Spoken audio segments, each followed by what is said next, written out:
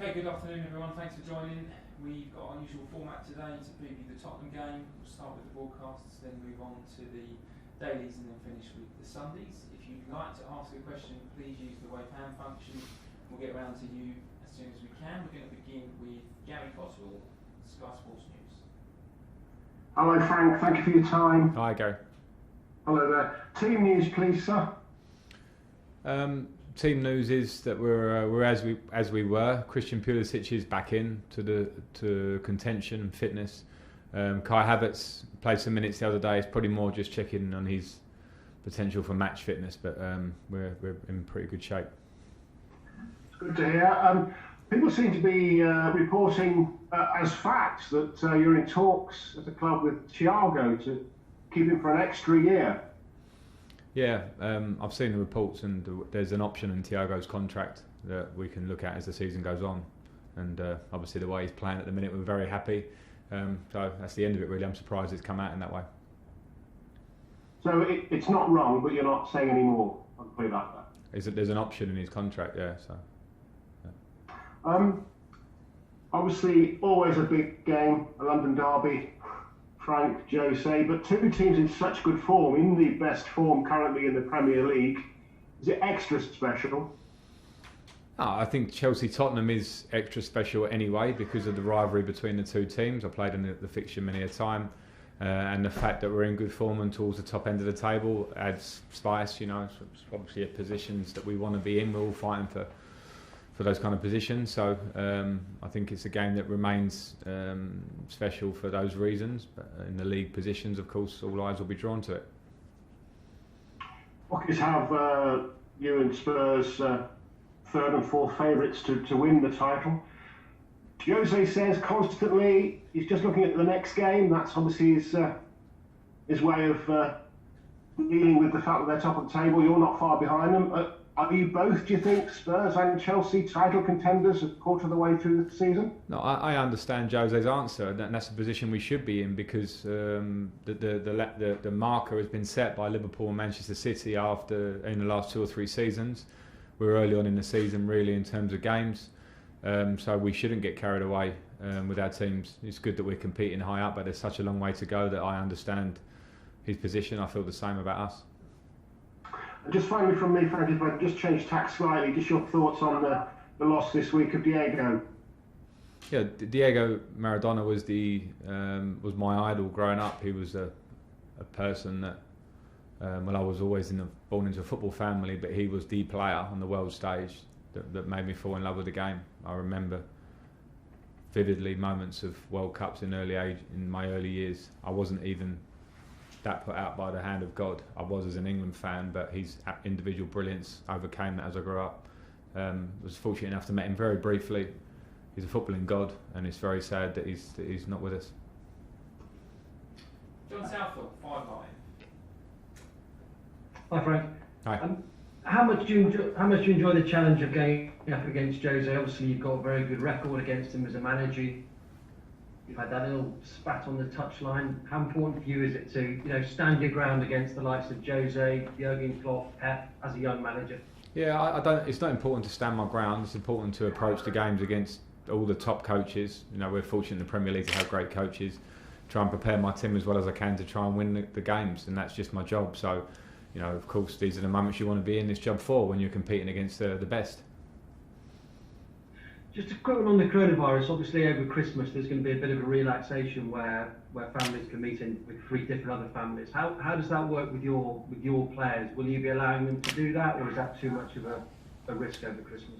I actually haven't gone that far down the line. I'm sorry to not give you an answer on that, but towards that period or before that period, we'll look closely at what we feel is the best way. I want the players to be spending Christmas with their loved ones, and I think that's an important thing. If it can be done safely, then I'll have absolutely no problem with that, so I'll deal with that nearer the time. Yeah, and one thing that will happen before then is that fans will be back in stadiums, so how excited are you about that, even if it's only going to be, 2,000? Yeah, I'm delighted for that. The low-level numbers, I think if that's safe and it's come from the government, that's their call, then it's just a great first small step towards where we want to get to, and hopefully if things are done well and we see that the safety is is very comfortable for everybody. We'll move quickly up and hopefully get more fans, because everybody obviously is desperate. We're desperate from our end, and fans are desperate to get back in the right way. And just quickly on Pulisic, he's ready. He's fit and ready to start, is he? Yeah, he's fit and well, ready to start is a question mark. It's hard to gauge match fitness in the training times as they are with COVID. It's very hard to recreate match playing training, because the rest of the players are preparing for games every 3 days, and we don't have any academy games that we can mix bubbles. So every player, not just Christian, that comes back from fitness, it's actually sometimes more difficult at the moment to get them ready to start games. So we'll see. Anita Jones, PLP. Afternoon, Frank. Hi. You beat Tottenham in both league games last season, but they look a different proposition this time round. Do you feel like you're playing a different Spurs side to that of last season? Yeah, I certainly don't put anything on the fact that we beat them twice last season. It's every new year will bring something else. I think Tottenham invested heavily in the break and brought in some very good players, experienced players, top level players that will strengthen their squad, no doubt. And they already had a really strong squad already before that. So I'm expecting a tough match, whatever. Their start's shown that. They've shown the squad that they have, and the fact that they also have a depth in their squad, which was shown last night, and the fact that they can make so many changes in the Europa League. I know you already touched on you and Tottenham being title contenders, but how important is it to beat them in order to fulfil your ambition this season? Well, I think in the short term, it's the game that's in front of us, and when you're playing rivals in terms of people that are fighting near you, then it's obviously important to try and win those games, and it can be very good for confidence. They're playing very well. They obviously beat Manchester City last week, and you can imagine the bouncing confidence that gave them. So we're in a similar position. In the bigger picture, there's a long way to go, so I don't think it's going to be absolutely telling for either of us. But at this moment, of course, we're prepared to try and win the game, to gain points against a close rival. Martin Tyler. Hi, Frank. Hi, Martin. Just a quick about the way the game might pan out. It's wonderful watching the way you play. Congratulations the way you've woven all your attacking options to get the best out of them so quickly. And you're a very attack-minded side, an attack-minded manager. But Jose loves that. They're very well set up on the counter-attack, Spurs. Will you have to think long and hard about how and when to go at Tottenham, or can you just go and play it as another game the way the Chelsea have been playing? I think when you have to respect Tottenham and the way they're playing and the quality they have and their style and how they like to approach games, and I'm sort of very aware of it, and the game last week had lots of pointers to that. But I also think they're a team and a squad that are so talented that they can play in various ways. I don't want to expect anything against their team, because they have ways where I think they can put pressure up you higher up the pitch. They tend to be more counter-attacking at the moment, but I'm not going into it expecting that. With us, I think one of the best things I've seen in us recently is the balance in our team. So I'd like to think that we're not an overly attacking team that will leave ourselves vulnerable, but we have to be aware, particularly of a player at the level of Harry Kane and the relationship that him and Son have at the minute. I don't think you can look past that. My job is to understand that and try and make sure the players have all the information for them to go and deal with the game. Nick Pure. Hi Frank, thanks for your time as always. Just on Jose, does what he's doing now with Spurs kind of prove the old adage that form's temporary and class is permanent? And is he just as difficult a guy to manage against and just as talented manager as he ever has been? Yeah, of course he is. You don't have a record as decorated as Jose Mourinho has as a manager without being a very talented coach. And for all of us, the game is so reactionary at the moment, particularly in the modern era with social media reactions, that form will always be judged very harshly for any manager that they are, and Tottenham are in good form. So they're on a good run, they have good players, they have a good manager. They just will be a very difficult game for us. Alison Bender. Hi Frank, how are you doing? Hi Alison. I just wonder, when the manager doesn't necessarily know their best 11, it's often seen as a negative. But I think for Chelsea, you've got so many great players and so many fantastic combinations. Does it feel like more of a positive to you? And in light of that, how difficult has it been for you as a manager to select your best 11 for this game? Well, it's difficult, and I imagine it's difficult for Tottenham as well. We have similar teams towards the top of the Premier League when you're fighting on so many levels, and we are in the Champions League and the league and the cups that come around. You want to have competition in places to protect yourself over the course of a season, but more than anything to generate competition, healthy competition within the squad, to have players pushing each other. That doesn't always mean on a settled 11. Sometimes it does, sometimes it doesn't.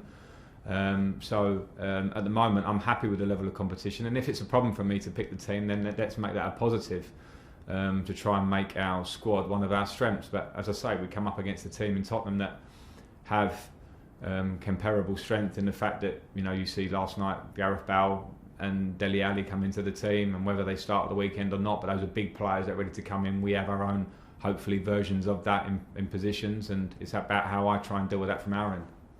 James Ollie. Hi Frank, you've spoken very respectfully about Jose there, but there was the touchline thing that was previously mentioned, and also when you won the league game there at Spurs last December, you described Chelsea as using Antonio Conte's system and not yours. Jose obviously does this sort of thing with a lot of managers. I mean, are you surprised though that you're one of them, given your long-standing relationship with him? No, I'm not surprised in anything in management, because I think we all have similar jobs to do, and we all have to sit in these press conferences, and we all have our personalities, and I've got respect for Jose as a manager, and I think that's just how it is. I didn't take any offence to the talk of an Antonio Conte's system or whatever. I played that system clearly a lot differently last year when we did play it to how Conte would have done, but Jose can have his opinions, and it's not a problem. I've got respect for him, and it's not nothing contentious for me. Harry Brown. Frank, you talked about how Jose Mourinho took your game to another level. There were queries about whether Harry Kane will be able to score enough goals underneath him. He's actually developed into a playmaker now. How do you assess his development under Jose Mourinho? Is he now a player that's less predictable? Firstly, the queries of Harry Kane are incredible and a nonsense. No matter who was managing him, the player that Harry Kane is one of the best players in world football. Has always had, I think, the talents to play as an out-and-out 9 or somebody who can drop off. And now he's developing in his own ways. He matures as a player. He's a really impressive player. There's no doubt about that. I've got a huge amount of respect for Harry Kane. And around him now, he's got a very solid team, squad, good players around him, players that want to run behind if he does want to come short. So I think he's a very good and a very intelligent player, and it's as simple as that. He's got a very good coach, and that's why they're in a strong position, because as a coach we do rely on our top players to perform, and at the minute Harry Kane is an example of a player really in a sweet spot and playing top football. Okay, last two, Nazar and then Jerry Cox. Hi Frank, this question just nicely follows on from that really. You and Didier have that goal assist record in the Premier League, I'm sure you're aware of. Son and Harry Kane are going for that record now, they're getting kind of close. How much of a threat are they, and how much is that partnership something that you want to see develop between your players in Chelsea? Yeah, I mean, they're certainly a threat to the record. They're going to beat that comfortably the way they're going, and fair play. I've got no qualms about that record. It's something me and Didier would be proud of to a degree, but this is football and it moves on, and players of their level will always test that. I'm aware of their threats. You look at the numbers that they're producing, both of them, the link-up play, that understanding is clear. And fair play to them, and as I say again, the coach and the way they work as a team. So it's something we have to be aware of. We can't look beyond that. It's a big strength of theirs. It's not their only strength. They're a strong team around that in lots of different areas. But we also have to try and nullify those threats from their point of view and make the most of our positives within our squad. And yeah, I do want. I've spoken a lot about relationships. Earlier in the season, and players getting relationships, because we brought some players in and the transitional kind of feel of that with players like Son and Kane. They've worked on that for a good few years now, and I suppose we're in the early stages of that. So yes, I would love to get our players to get in those sort of relationships, so they know what each other are doing and have that level of talent. Last question, Jerry Cox. Hi Frank, you okay? Very good, thank you. I understand Sunday is Roman Abramovich's 1000th game since he took over at Chelsea. Just quickly, will there be a special message to you and the lads for him or from him? And can you just sum up what he means what he's meant for Chelsea, what he's done for the football club? Well, the message from us, I don't know, there isn't one of them. I can give a message, but the message from us and the players really has to be to try and win the football match. I'm sure that will be the best message back to Roman in terms of this one-off game for a very special landmark.